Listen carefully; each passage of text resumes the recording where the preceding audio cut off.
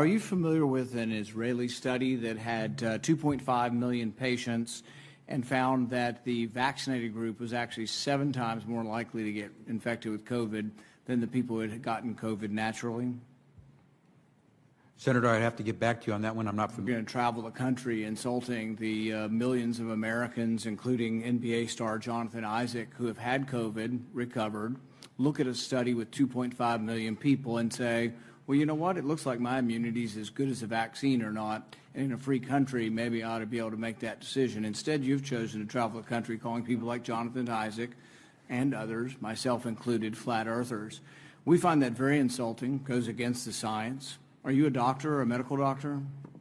Do you have a science degree? And yet you travel the country calling people flat earthers who have had COVID, looked at studies of millions of people, and made their own personal decision that their immunity they naturally acquired is sufficient.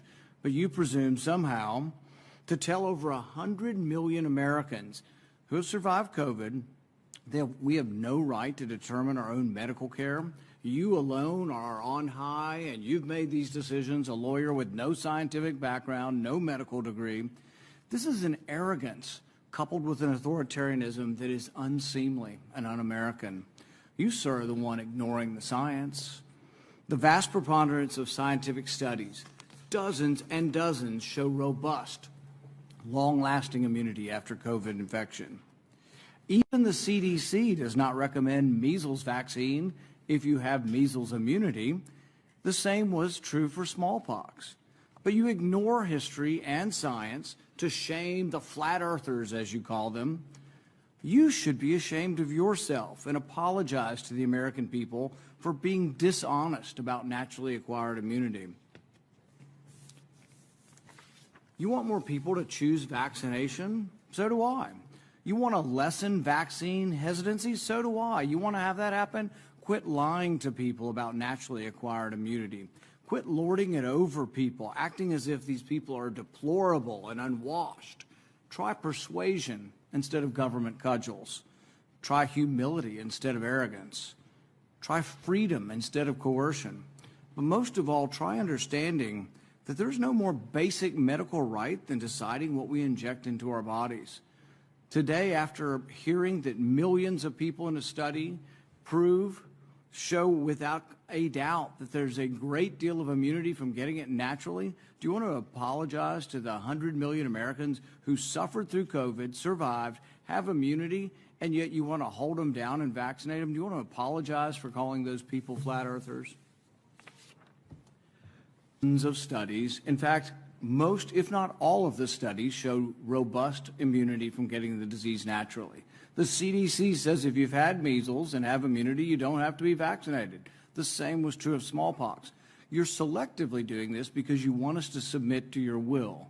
You have no scientific background, no scientific degrees, and yet you aren't really concerned about 100 million Americans who had the disease. You just want to tell us, do as you're told. That's what you're telling us.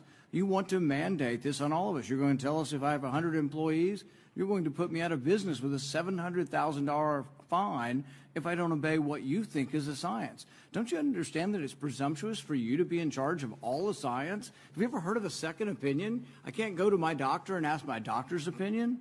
I mean, this is incredibly arrogant, combined with this authoritarian nature that you think, well, we'll just tell all of America to do what I say, and they better, or we'll fine them, or put them in jail, or not let them go to school, or not let them travel.